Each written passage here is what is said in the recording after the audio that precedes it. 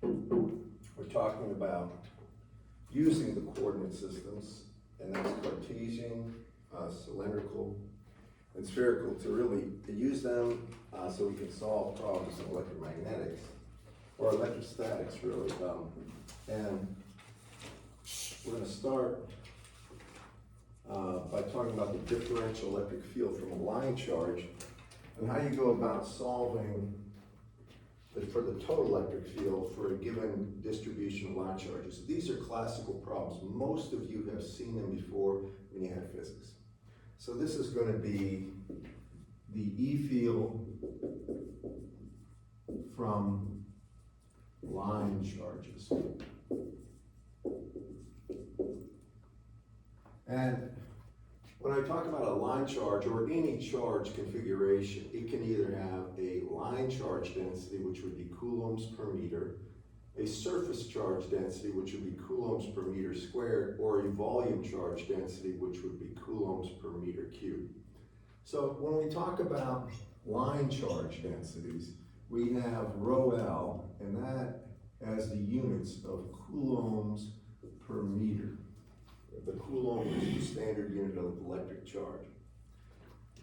Now, when you have a differential amount of line charge, dq, then, and really dq is equal to the line charge density times the differential length, then the electric field, if there's an r vector from the source of the electric field, the differential charge, to the point of observation, r, of the differential electric field, this differential electric field is equal to dq over 4 pi epsilon naught divided by the magnitude of r squared times ar. And that's a unit vector pointing from the differential charge to the point of observation of the electric field. Nothing new there. So now we apply that and solve for the electric field from a variety of line charge configurations that are common. The first one is the infinite line charge.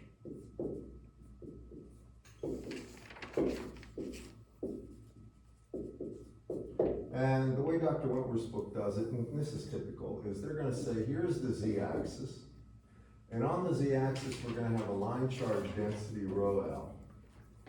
Now, I know if we assume it's infinitely long in the z direction, then it doesn't matter at what position z I'm at. Only thing that matters is going to be the radial distance. And so I'm going to come from the origin, and I'm going to come out a distance rho, and we're going to be in cylindrical coordinates because it makes sense. And I'm going to say, now if I'm at a height z, and I have a differential chunk of charge, which would be rho L dz, what I want to do is find the differential electric field at this point. Everybody follow me? This is the idea. We got a differential amount of charge, which is rho L dz. Then we're a distance r away. This would be r. And we want to find dE. So the first thing we do is we say that, well, dE, or r vector. And the way you get r, we're in cylindrical coordinate systems, is you take the coordinates of the point of observation minus the coordinates of the charge to get r. R is a vector pointing from the source of the electric field to the point of observation of the electric field. So I want to ask you this. When we go out and we take a look at the distance r, first coordinate is going to be rho. So what's the rho value for the point we're observing the electric field? It's rho, right? Rho. What's the rho value for the charge? 0. It's 0. So we have rho, right? A rho, these are vectors, plus, and then what's the z coordinate of the point of observation? Class? Z coordinate, it's 0, right? 0. 0, and it's minus the actual z coordinate up there on the chart. So it's minus z a z Doesn't have to be done this way. That's R vector, and that means AR would be equal to this, rho A rho, minus Z A Z over the magnitude, which would be equal to the square root of rho squared plus Z squared. Y'all agree with that? That's a unit vector, right? Take vector R over magnitude. Then we get dE according to that formula. And we say that dE, the differential electric field, will be equal to rho L dZ over 4 pi epsilon naught. Then it's going to be R squared, so that's rho squared plus Z squared. Right? If R magnitude is square root of rho squared plus Z squared, that squared would just be rho squared plus Z squared times AR. And this is the neat thing. So now we multiply by rho A rho minus Z A Z, and we divide by the square root, and that gives this the form of 3 halves. I want you all to take a look at that. This is the critical part when you're doing this. Y'all agree with that? I put it as 3 halves because I got basically 1/2. I've got rho squared plus Z squared to the 1/2 power over that vector R, and then it was multiplying rho squared plus Z squared. So you get this. Y'all with me? Now I do the integration. And here I need to integrate from Z equals minus infinity to plus infinity, and to get the total E field. Here I have a comment.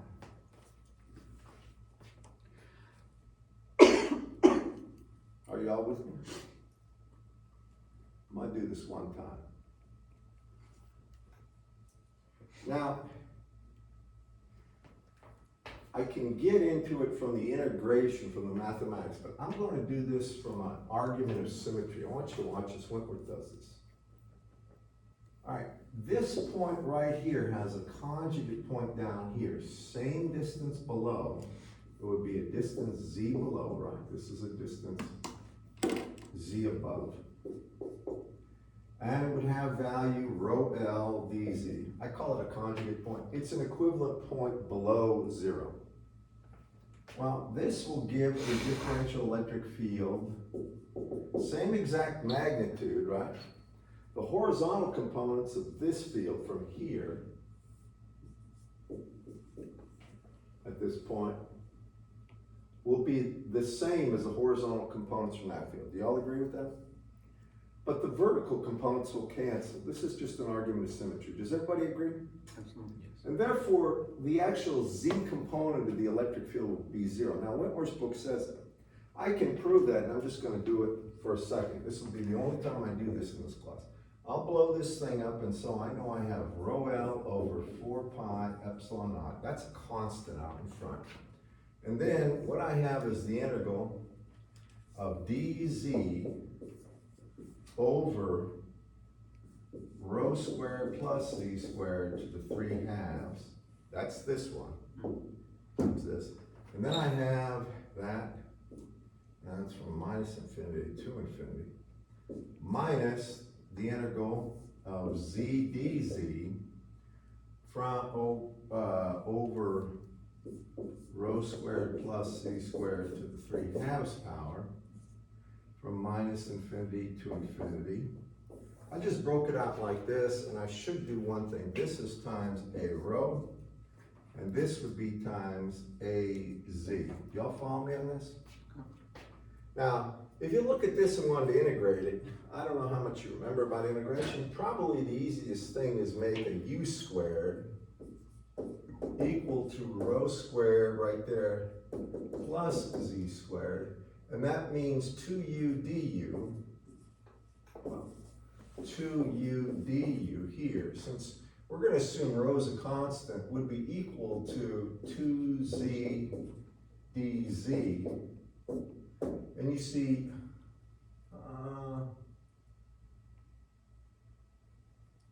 actually I could make it just u is equal to rho squared plus z squared, and then du would be equal to 2z dz. That's the way I should have done it.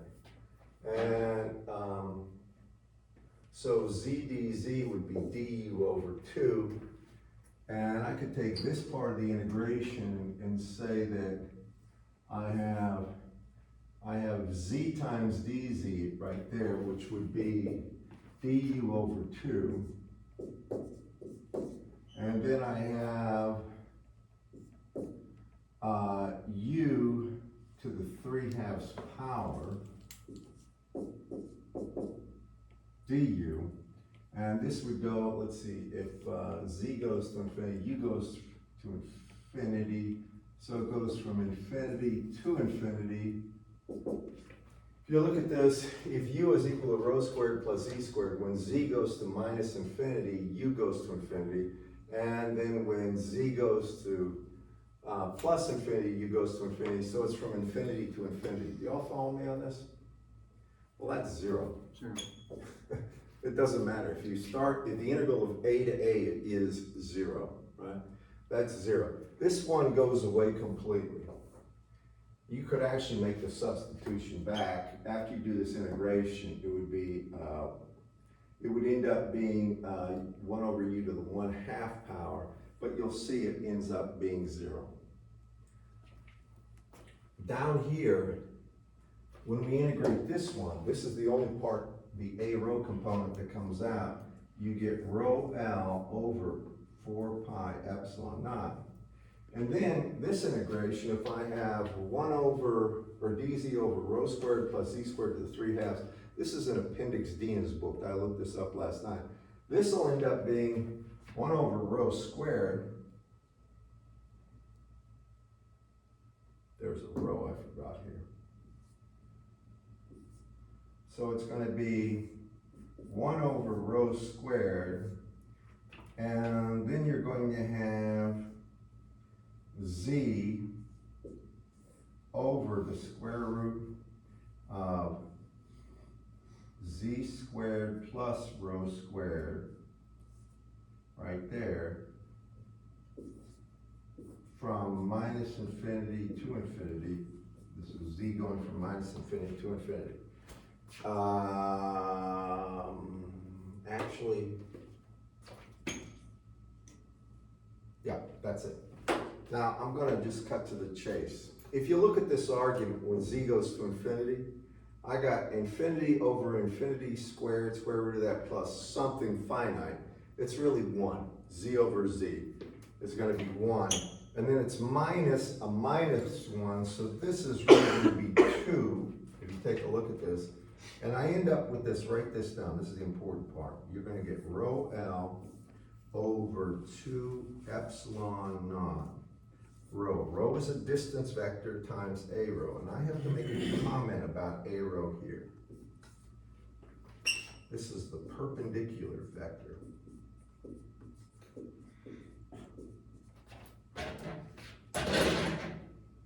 Perpendicular unit vector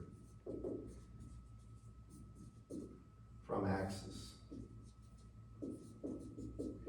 Now I need to bring that, I need to show you an example of what I'm talking about. Remember this though. The E field from an infinite line charge, I'll put it right here, would be equal to rho L over 2 pi epsilon naught. 2 pi epsilon naught in the a rho direction. So that's from an infinite line charge. That one you're going to have to know because you'll be using it a lot. So here's where we have to talk about a rho here is a distance measured from the z-axis to the point of observation through the shortest distance. A rho there will be different if a line charge is not on the z-axis, and I've got to make this absolutely clear to you. Y'all with me? I'm going to show you this. Go ahead and write that down. Here's where it gets important. You pay attention. I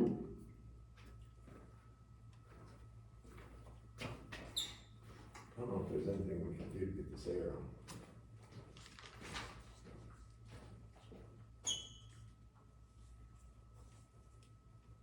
least it's already pretty cool in the basement.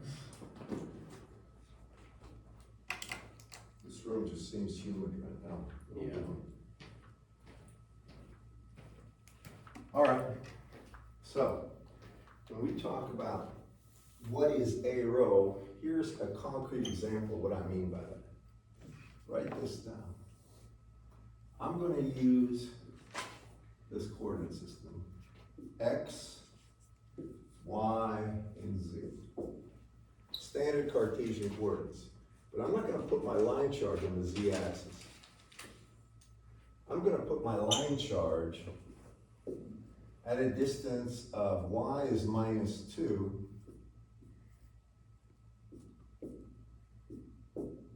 and Z is going to be equal to 3.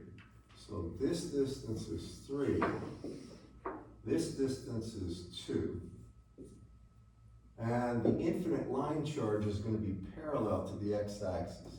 So here's my line charge. Y'all follow me? I got an infinite line charge parallel to the x-axis, but it's at the point, I'll say y equals -2, z is equal to 3. Infinite line charge, y'all with me? Now, suppose I want the electric field right at the origin. I want the electric field from that line charge right at the origin. Well, what I need to do is take the shortest distance between this line charge, and the origin. Call that R. You with me?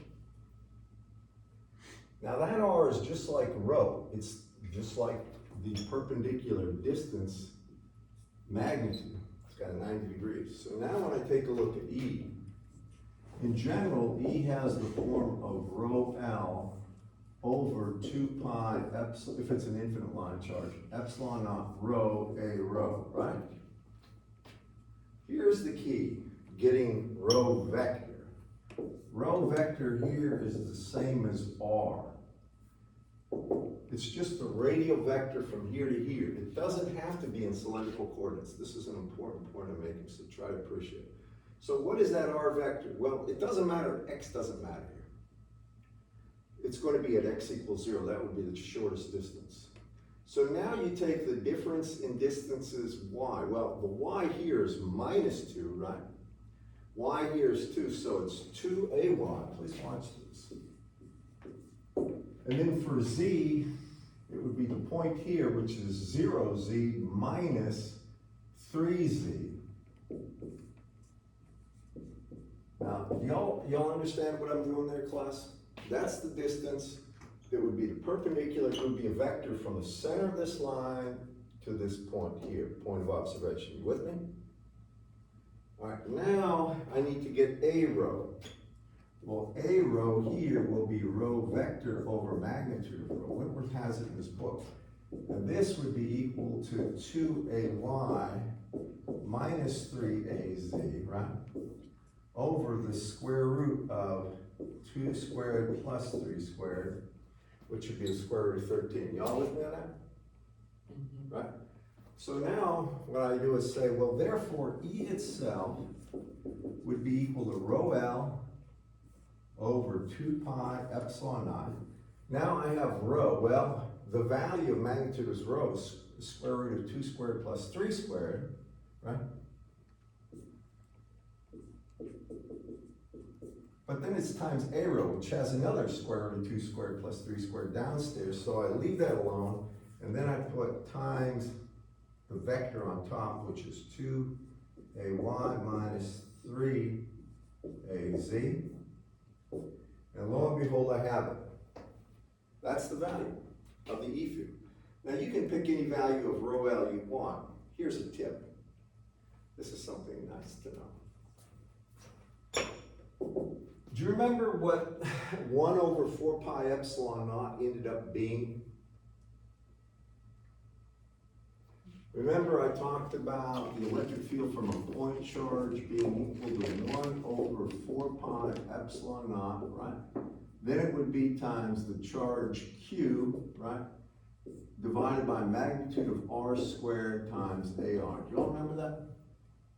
Well, this ended up being a unique value because epsilon naught, in Dr. Wentworth's book, was rendered as 1/36 pi times 10 to the minus 9, and that's farads per meter. Well, if I take that and I multiply by 4 pi, I have 1/9 times 10 to the minus 9. Flip it, I get 9 times 10 to the 9 over r squared, that's magnitude of that, times AR. You remember this for point charge times Q? Well, if I have 1/2 pi epsilon naught, it's actually 18 pi. Or I mean just 18, pardon me. So this is gonna be, you could say the differential field here is really equal to 18 times 10 to the 9 rho L over rho A rho.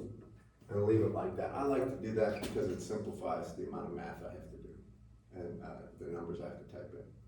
If you want to, you can use epsilon naught times 4 pi or times 2 pi, but that's the easy way. Y'all with me on that? So that's an infinite line charge. Now, if it's a finite line charge, especially a finite line charge that isn't symmetric, this is the kind of test questions you might get from me, and I'm giving you a tip.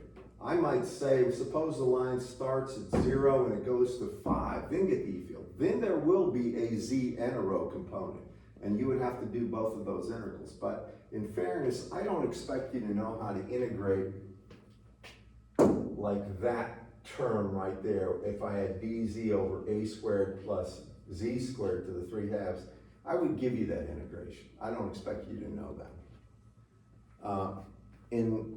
Matter of fact, anything that would be an integral you don't encounter normally, I would give you.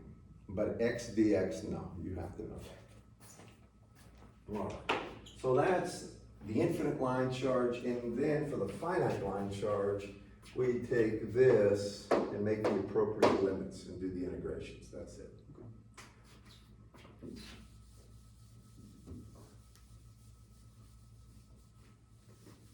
But that one right there for an infinite line charge is very common. And by the way, there are a lot of things that can be approximated as infinite charge profiles or infinite current profiles. Power lines are the first to come to mind. If a power line has an electrostatic charge on it, then if you're very close to it, you can assume it's infinite, pretty much. And you can estimate the charge density if you measure the static electric field from that.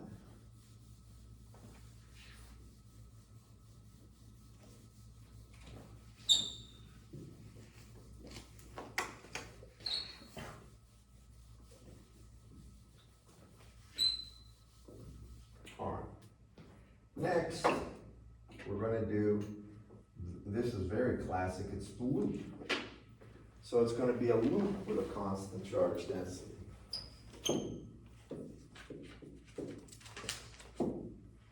So, this is in his book. And when you have a loop of wire or of anything,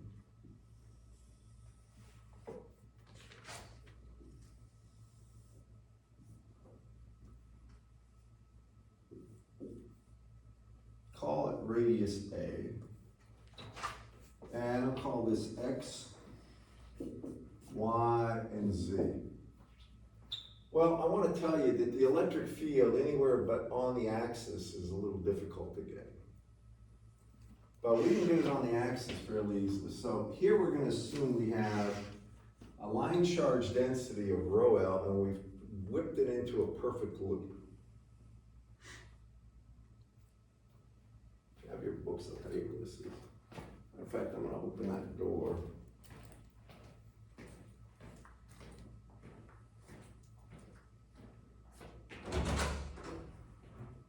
Maybe we can get some air, maybe not.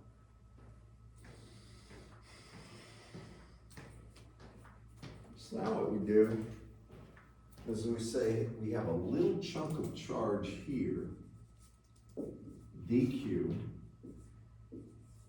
Please watch this. All right, we're just saying we're taking a little portion there, And we're gonna take a look at the differential electric field from there. And then we're gonna go up on the axis a distance z.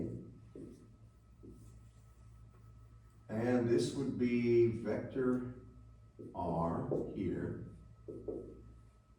And we're gonna get the differential electric field here. And we find the differential electric field would be equal to rho L dl over 4 pi epsilon naught. And then it's gonna be over r vector squared AR. Now that's just the standard form, right? Instead of dq, I put rho L dl. Here's the point that becomes important whenever you're dealing with loops or circularly symmetric things with a given radial distance. If you have something that has a distance a, and it moves over a small angle, d theta, actually it can be a large angle, then the outer portion right here actually moves a d theta. Now this should make sense if you think of a windshield wiper. The longer that wiper blade is, the further the tip moves for a given small angle displacement. It's proportional to the angle, d phi, and it's also proportional to the length of that wiper arm. So that means that for this one, what I can do is say this is actually equal to rho L, right? And then it's times a d phi all over 4 pi, magnitude of r squared. You'll notice that r here, what would r vector be? Remember, it's from this point to this point. What would it be? Anybody? Well, what's the difference? First coordinate would be, if we're in cylindrical, would be the radial distance, right? What's the radial distance here? Can you all see? 0. It's 0, isn't it? You're right on the axis, right? Rho is 0. Minus what's the radial distance here? A. So it would be, if we take a look at vector r, r would be minus a rho. If we're in cylindrical, there's an ambiguity to this thing though. And what would the distance z be? Z here is z minus 0. So it would be plus z az. Now, if you do that, then magnitude of r is just equal to the square root of a squared plus z squared, right? Bang, you're done. But we could do here's the problem. If you went ahead and say that e would be equal to the integral of that, I'm going to take the rho L over 4 pi epsilon naught here out in front. And then put the integral from 0 to 2 pi, that would be the d phi integration. I'll take a out in front too, and I have d phi over, and this is going to be, it should be ar over magnitude of r squared. D phi over r squared, which is going to be a squared plus z squared, and then it's going to be unit vector ar, which would be minus a rho plus z a z over the magnitude of that, or make this the 3/2. Just write that down. Let me explain the problem. Some of you probably see it. If you look at a rho, I want you to just think about this. If I take a look at the direction a rho points when I'm here, it's pointing this way, right? But if I'm at the opposite point here, a rho's pointing in the opposite direction. It's called an ambiguity, because right on the axis, a rho, when we talk about that direction, it loses its meaning really, because there's no angle involved in this. A rho is a function of angle if you look at that. All right, it is. So what we do is this, we say that A rho here is really equal to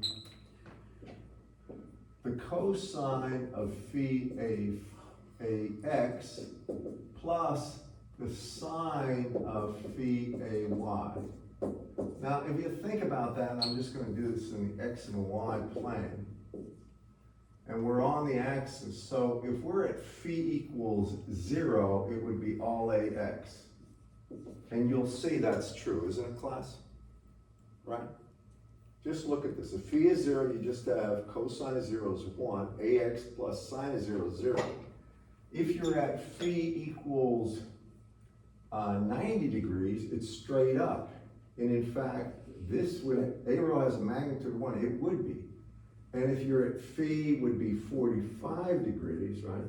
A rho itself would be simply 1 over square root of 2 ax plus ay. You all see this, class? I'm just trying to make it clear. A rho itself is actually a function of angle. And therefore, when we do this integration, I'm going to just give you the punchline. The ZAZ will not change. So when I integrate, but this, when I do the integral of d phi, and I replace A rho with cosine of phi ax plus sine of phi ay, and integrate that from 0 to 2 pi. Well, the integral of a cosine from 0 to 2 pi is 0, isn't it? Integral of cosine would be minus sine theta. Evaluated at 0, it's 0. Evaluated at 2 pi, it's 0 as well. And the integral of sine theta is cosine theta. When you evaluate that at 2 pi, it's going to be 1. And then it's minus a minus 1, or excuse me, minus 1, so it's 0 as well. Anytime you have a trig function like sine or cosine and you integrate over a period, which is 2 pi radians, you're going to get 0. Which means this term goes away entirely, and the only thing you're left with is the z integration. Now, if you look at this, that means I have rho L times A over 4 pi epsilon naught over quantity A squared plus Z squared to the 3/2 power times Z. And then when I integrate d phi from 0 to 2 pi, I just get 2 pi. Integral of d phi is phi, right? Evaluated 2 pi, it's 2 pi. Evaluated 0, it's 0. So it's this times 2 pi. And it would be in the AZ direction. So the bottom line is this. E itself would be equal to rho L, proportional to the charge density. Then it's times A times Z. The 2 pi and the 4 pi cancel. Then I get an epsilon naught down here. I get a 2. And I get A squared plus Z squared to the 3/2 power. And I get AZ here, get back. And that would be the electric field from a loop of charge. Now I got a point to make in a second. Y'all see this, class? It's proportional to rho L. And then there's a couple of things I'm going to show you. These are some things to take note of. That's for a loop. A is the radius of the loop. Take a good look at that for a second.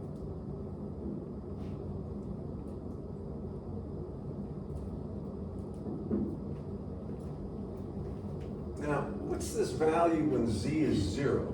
So at z equals 0, I would be right at the origin, wouldn't I? What's the value when z equals 0? Huh? Is it A? 0, isn't it? Look, z equals 0, right? 0 times everything is 0. And by the way, it should make sense. If you look right at the origin, aren't all the little differential electric fields pointing right at each other and they all cancel? Yeah. What if I'm going up? Suppose I go to z goes to infinity. What's the value? Just think about that. Huh? It goes to zero, doesn't it? As a matter of fact, think about it rationally. If we have a loop of charge, as I get further and further away, it doesn't look like a point charge. There's a finite amount of charge. What happens as you get further and further away from the point charge? The E field goes to zero. Anytime you have a finite amount of charge, not an infinite, finite amount of charge, as you go to infinity from it, distance-wise, it goes to zero. The electric field will go to zero. Here's the important thing to take note of. If I'm above here, the electric field is pointing in the positive Z direction. If I'm below, it's in the minus Z. And the electric field always points away from a charge distribution that's positive, and it always points to a charge distribution if it's negative. Y'all follow me on that, guys? So if this was a negative charge distribution, then if I was above it at positive Z, on the Z-axis, it'd be pointing down, and likewise, if I was below it and it was negative, I'd be pointing up. Y'all with me? And negative and positive charges or something, it's a concept in science you just have to accept. Now, there is no such thing as a real negative mass. In physics, we use negative mass to represent holes because it's a lack of what should be there. But there is no real negative mass, and that's why there is a difference between electromagnetics and electromagnetic propagation and gravitational wave propagation because of that. But I'm not going to go off on a tangent. In EMAG 2, you might hear me talking a little bit about that. Just remember that.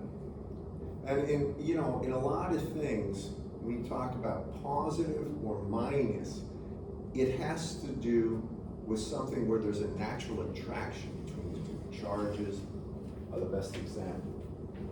Okay. Now, so we've taken a look at line charges, the infinite line, the finite line you don't have to do, the loop, right? There's one more typical thing that's done here is a disk, and this is in this book. I'm going to talk about this.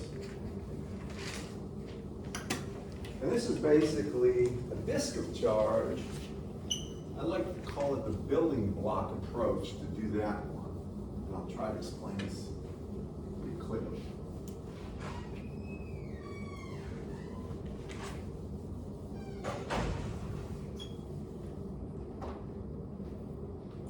When we have a disk of charge,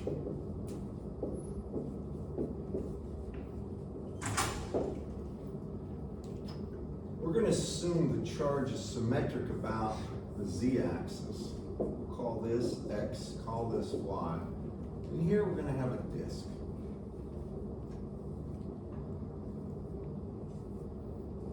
All right, the disk is going to have some radius A. And it's got a charge density on it, rho S. That would be a surface charge density. Coulombs per meter squared. And we want the electric field here at a height Z.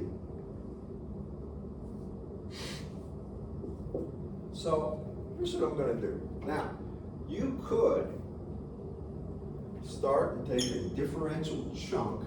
You could come out a distance rho, and you could take a little differential surface there with A d phi d rho and multiply by the charge density and get the differential electric field from that. And then integrate it over phi and integrate it over rho. Y'all with me on that?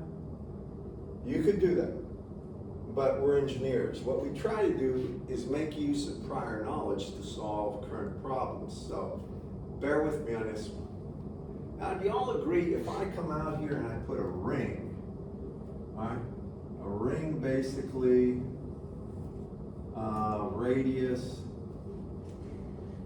rho here, and a thickness, this isn't coming out the way I want, a thickness d rho, then I could get the differential electric field from that would be on the z-axis, right? The differential electric field here, I know will be like, it would be in the AZ direction. It would have 2 epsilon naught. We just did this one. And it would be over rho squared plus z squared to the 3/2. It would be times rho times z times rho, and this would be the surface charge density, rho s. But then instead of putting rho L there, y'all remember this? We just did this one, right?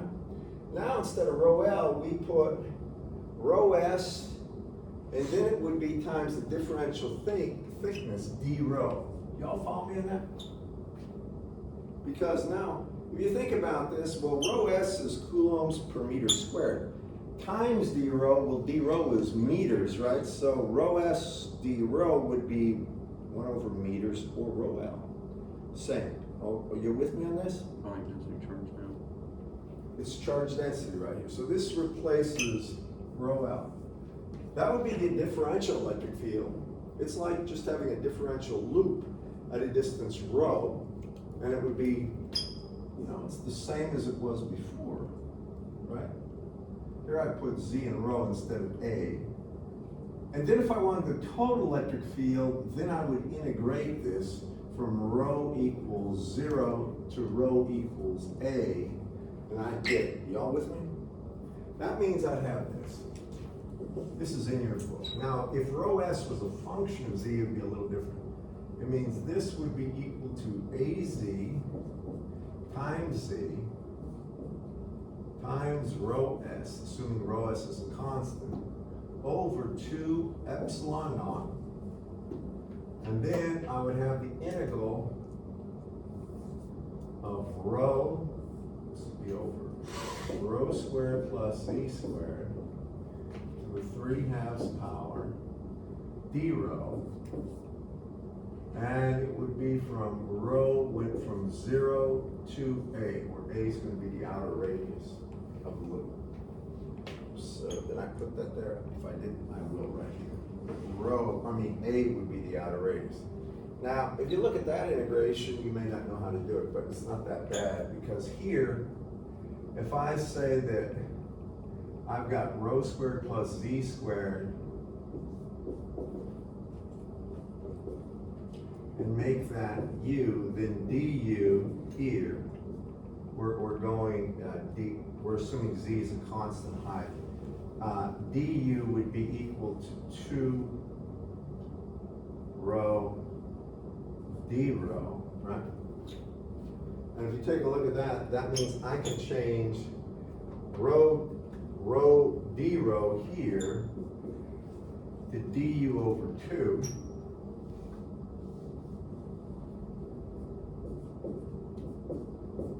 And then this becomes simply u, right? I'm just doing the change of variables.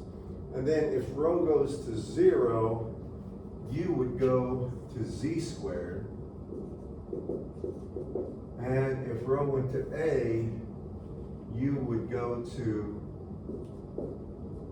z squared plus u squared, or I mean z squared plus rho squared. Or, y'all with me on that one? Now, what is this integral? So then you would get AZ here times Z rho S, right? Over 2 epsilon naught. And then there's a 2 there, so I'm gonna make it 4 epsilon naught.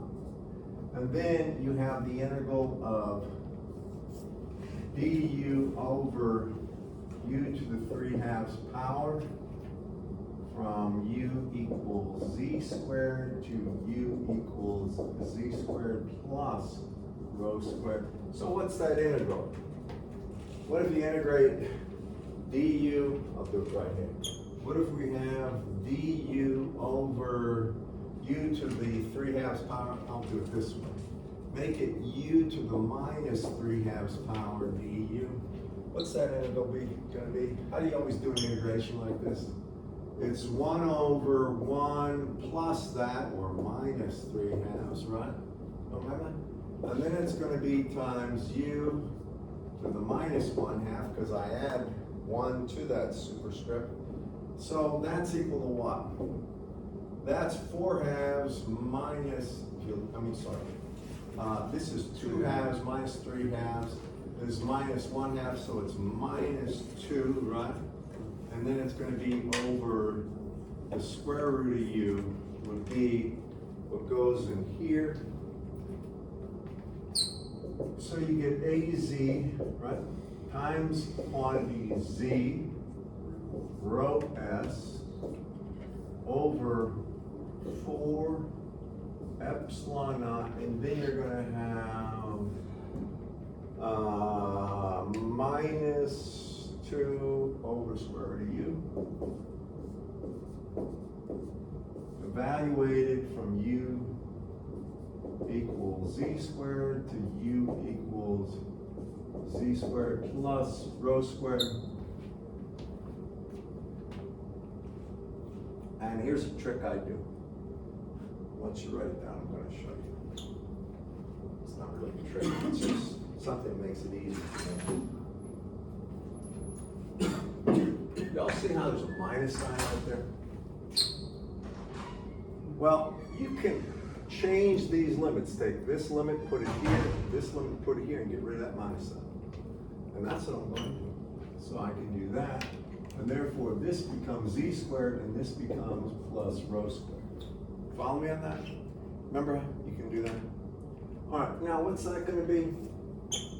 Well, here I have AZ hat times Z rho S over 4 epsilon naught, and then it's times 2, so the 2 and the 4 make this a 2, and I'm going to show you something. That's the reason I'm doing this. So this one, when U becomes Z squared, it's just 1 over Z, isn't it, class? Right?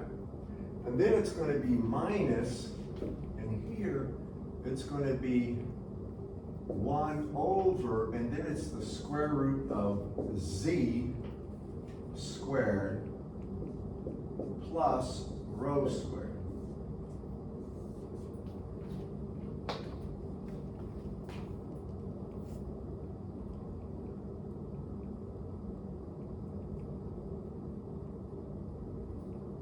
Go with me.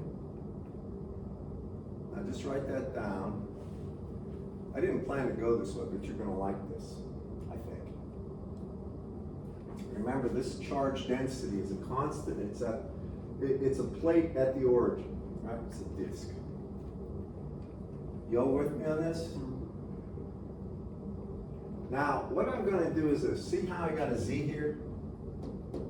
I'm going to multiply through. So Z over Z is 1, is it? You agree with that, everyone? Yes. Now this thing becomes Z on top as well. You with me? Yes. So now, if the charge density is a constant for any given radial, and this row there is the outer radius. I actually should put an A there. That's the outer radius. I substituted it in. And it would be in the AZ direction. And that's absolutely right. Absolutely right. I'm going to make a comment about this.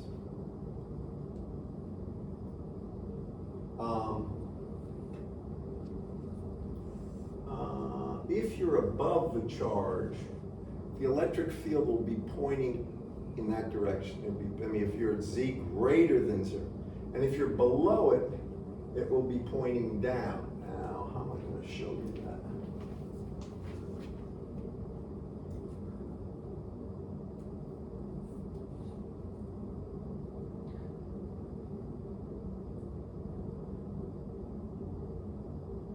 Oh, you know what?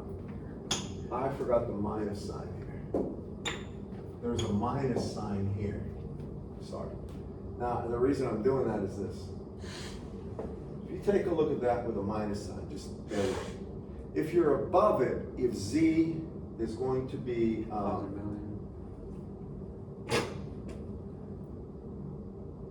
sorry, I've already changed it to that. Yeah, I'm sorry. If you looked at this, if you're above it, and Z's positive, just looking at this, it doesn't look like it's going to go negative, but it has to.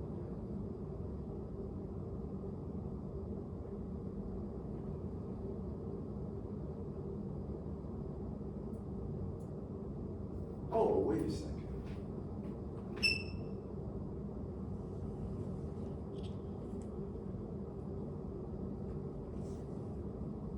Yeah, if I'm above it, it's positive, right? If I'm above it for positive z, it's gonna be, this is gonna be less than one. But if I'm below it, I'm trying to figure out how come that doesn't change signs.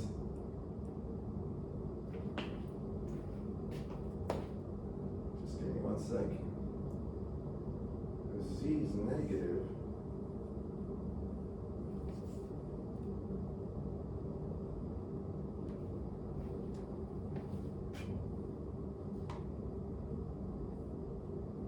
Well, there's an ambiguity because of the z squared here. So I have to put a condition that this is going to be positive for z greater than 0, negative for z less than 0. And 0, if you're at z equals, it would be, well, it's actually indeterminate, but at z equals 0, it will tend to be 0 because the electric field, the z component will be 0, but you don't see that right there. I will tell you one thing, this is the right way to do this, but whenever you define a variable in terms of the square of something, you get rid of the signage of it. So that was the problem there. Anyway, when you get down to this point, it's in the AZ direction. If you're above it, it's pointing upward, below it, downward, and this would be the relative magnitude. Now, we're going to use this to get the electric field from an infinite charge. Y'all with me? I showed you the disk, and I got to make one other comment. If you have this right here, and if rho s is a function of radial distance, then you need to include that functional form here and see if there's, what the actual integral will be. It can change. Suppose rho s was like a constant k over rho. Then you'd have to put that in there, and you'd have 1 over rho times this and do the integration. Y'all with me? So be careful about that. Now, next thing I'm going to show you is an infinite plane of charge, but we're going to use that to get there. Just follow me on this. Wentworth actually uses line charges to do this part. It's in his book. Here's where the homework starts getting heavy because you're going to get a lot of homework from here. I'm going to leave that alone. That's the E field from a plane of charge, or from a disk of charge. But now when we have an infinite system of charge, we're going to have an infinite plane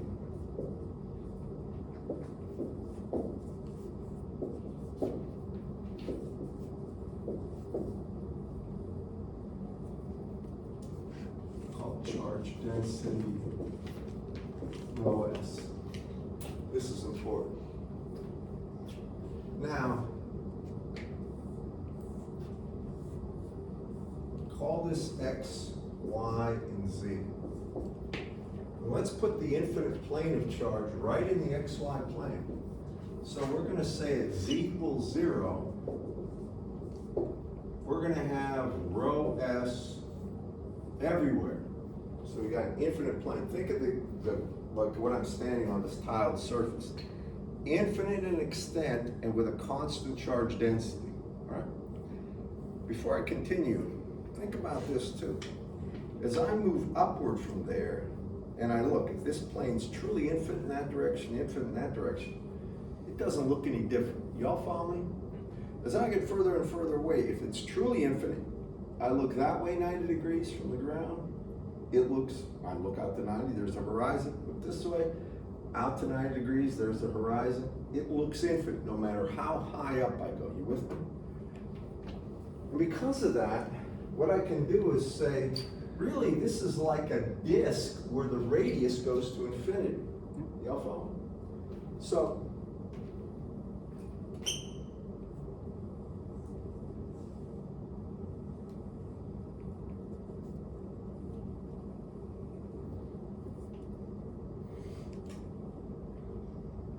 and if we take a look at that E field, that's the E field for a disk, but if I take a look at the E field from a disk, as rho goes to infinity, now it looks like a disk with an infinite radius. I see that the E field is actually going to be rho s, right, over 2 epsilon naught here, And notice what happens. As A goes to infinity here, right? That goes to 0, doesn't it? For any finite value. So it's, and then instead of AZ, to get rid of that signage problem, just put AN. And AN, all right, it doesn't matter if it's a straight line over it or a hat. AN is a unit normal vector. And let me explain this. Now, here's what unit normal means. Anytime you have any object, if you're talking about a unit normal on that object with respect to the reference point, it's always pointing away. So if I want to know the electric field above a greater value than Z equals 0, unit normal AN is in the positive Z direction. With me? That would be positive AZ. If I'm below it here, and I wanted to know what the value is, the unit normal would be pointing down, and it would be minus AZ. It's always pointing away from it. All right? And that will take care of the signage problem on this one. Now, something very important too, since it's pointing perpendicular to the plane in terms of the shortest distance to the point of observation in the electric field. That means if I have a plane, if you think about this, if this is X, Y, and Z here, if my plane, infinite plane, right, rho S here is at Y equals 0. It's infinite in terms of X and Z. Y'all see that? Then A normal, if I'm for Y greater than 0, would be in this direction, right? And if I'm behind it, A normal would be, right here, would be minus A1. You all see that, class? Right, the electric field would still be rho S over 2 epsilon naught in magnitude, but the direction would be different. And that's important. When you have planes of charge, the electric field, infinite planes of charge, where you can approximate something as infinite, the electric field is always perpendicular to that, pointing away. And it depends on the orientation of the plane. Y'all with me? All right, that's real important because you're going to get a lot of problems with some of this. So that's an infinite plane of charge. And we could go on to all sorts of structures. Now the problem with anything like this is the integrals become difficult when you have shapes that are not conforming to the coordinate systems. Here we had planes, right? We had loops, we had lines. But if you have something like a hemisphere of charge or something like that, then calculating the electric field from that, if it had a constant charge density, becomes more of a challenge. But you always do it the same way. You find the differential field from a point on that plane or on that surface, then you integrate that electric field over the entire surface to get the total electric field. It's always that way. Okay. Next, we're talking about probably the most important concept. Did you have a question? The most important concept in electrostatics, and that's going to be Gauss's law. Y'all heard of Gauss? Do you know any stories about Mr. Gauss? Gauss was a genius, a real genius. I got a good story about Gauss. I remember this from grade school. It was one of the things that inspired me to get to love math and engineering. Mathematics is really just a way of expressing logical observations, that's all it is. Well, Gauss, being Gauss, sitting in a classroom, I think it was third grade, our equivalent to third grade, second or third grade. And one of the things teachers did back then, they still do in grade school, is they give the students something to keep them busy for like a half hour. Give them something that's it's gonna take about 15 to 30 minutes to do it. So what this teacher did was ask the class to add all the numbers out to 100 and tell her what it was or him. Got me? So you would start 0 plus 1 is 1, plus 2 is 3, plus 3 is 5, and so forth, right? Gauss didn't do that. Gauss is not stupid, he's not going to waste time. What Gauss did is say, that's interesting. If I write 100 plus 99 plus 98 plus plus 0, and I add them all up, I get 100 every time down here, right? So I have 101 100s. Gaussian by to multiply, but that's twice as many. And if you divide by 2, that's the answer. So in less than 30 seconds, Gauss came up and handed the teacher the answer. She was stunned. This is only one of many Gauss stories, by the way. I love Gauss. And he's just like so many of these guys back in the day, from about 1350 out to about, I'd say, 1820. They're just unbelievable geniuses over in Europe, one after the other. And so he took her to a school, some guy in the equivalent of a university over there. They said, boy, this kid's bright. And that's when Gauss sort of skipped a lot of grades real quick. But that kind of stuff was common. Have you ever been around a savant, somebody like that? Yes. I've been around one person like that, maybe two. One of them just got his PhD from Harvard. He did his, when he was an undergraduate here, we published a paper on using genetic algorithms to extract prediction of stock market and make a profit. Very bright guy. Got his PhD out of Harvard in, I think it was optimizing genetic algorithms, or algorithms in general, optimization algorithms for biological engineering, genetic engineering there. He's working, he's working on Wall Street, will be working on Wall Street. His name is Sung-Gil Kim. Remember that name? You're going to hear about him in the future. He's one of these savants. He's unbelievable. He's Korean. You don't run into a whole lot. I've only run into one or two in my life that's truly like that, but that's a Gauss. And so this is Gauss's law you're going to find out about now. Gauss is famous for a lot of mathematical things, but he's also in electromagnetics. He's given a lot of credit for this. So what did Gauss actually do? Well, this is Gauss's law.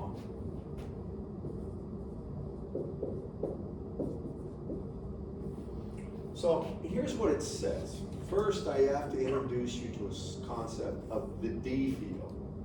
This is called the electric flux vector.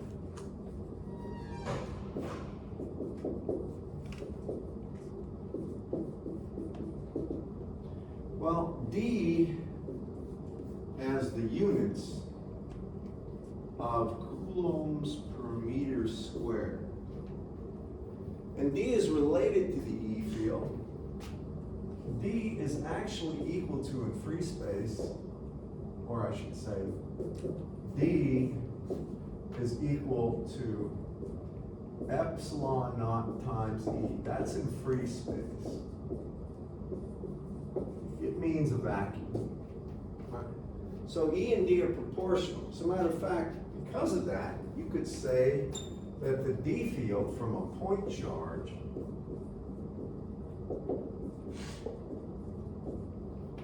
is just like the E field, except epsilon naught. It's equal to Q, point charge value, over 4 pi R squared AR. So it just doesn't have the epsilon naught. But there's a few other things about what Gauss found out. And there's something, this is called the electric flux.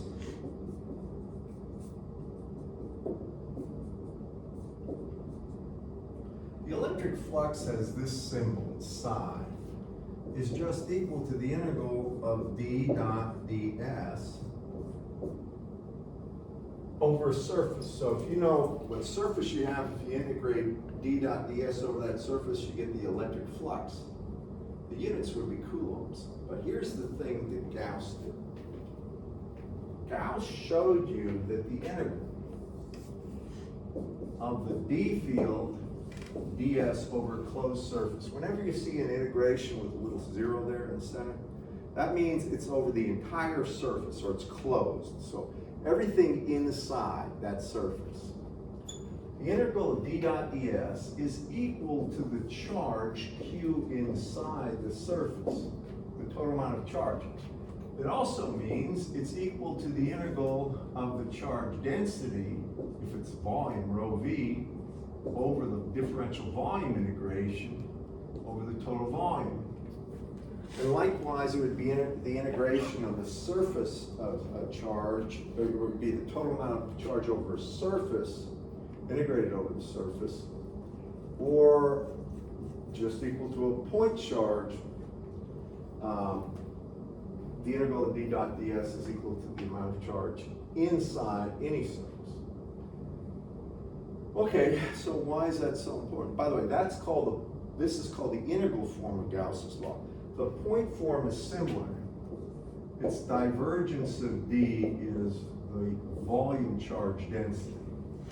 Now, the divergence operator is something we'll talk about in more detail later. Y'all okay with this class? And you've seen divergence before, and you've seen integrations before, so there's nothing there. But now let me show you some of the power this has, symmetric systems. I want you to understand one thing. You don't really appreciate this until about 2 or 3 lectures from now to see the incredible power it gives you. So before, and it's powerful if you can exploit symmetry. When you wanted to know the electric field from a point charge, I just said it was based on measurement, poof, gone, right? And I gave you the field. I want you to watch this. Suppose I have a point charge Q, and I come out at distance r away. Here's where you gotta make an argument of symmetry.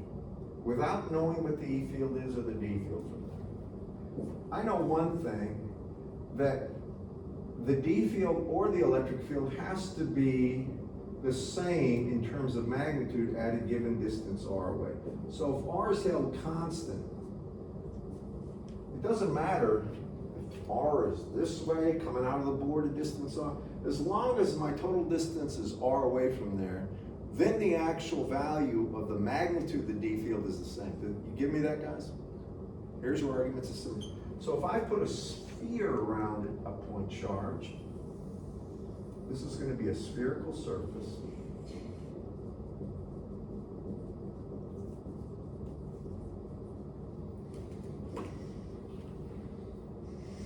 Then I can say the integral of d dot ds over the closed surface is equal to the charge enclosed. Well, the charge enclosed here is Q. There's only one charge, right? And here's where I'm just going to go through this one time with you. Well, when I take a look at d dot ds, we're assuming the D field has a constant magnitude at a given distance r, and my surface is at a given distance r. Then I can say that integration is the D field. I'm going to use spherical coordinates. It would be in the radial direction. It's dr. It would be in the AR direction. Now, the differential surface, you don't know this yet very well, but I gave it to you. The differential surface would be equal to r squared times the sine of theta times d theta times d phi. And here, the theta integration would go from 0 to pi, and the phi integration would go from 0 to 2 pi. Do you remember this as and it would be in the AR direction, by the way. Do you remember the differential surfaces in spherical coordinates? We did it on Friday, right? Well, that's what it comes down to, whether we like it or not. And I know this is something you haven't worked with a lot. But that is the differential surface on the outer portion. Think of a bubble. And if you're right up here in the bubble surface right here, well, not there, on the outer surface, I'm trying to show you that. It's hard. If you're on the outer surface there, that's what this would be. right there, it's at a constant R. So when you do this integration, well, you get R squared out in front. Then you get dr here, and AR dot AR is 1, it's a unit vector. Then you integrate d phi from 0 to 2 pi, you just get 2 pi. If you integrate d phi, there's nothing else that's a function of phi. You get phi, and you evaluate it from 0 to 2 pi. Then you integrate the sine of theta, you get minus cosine theta. Minus cosine theta evaluated at pi would be minus 1, so minus and minus 1, or plus 1, minus, and then it's going to be the cosine of pi, which is minus 1, or it's going to be 2 right here. And that's equal to Q.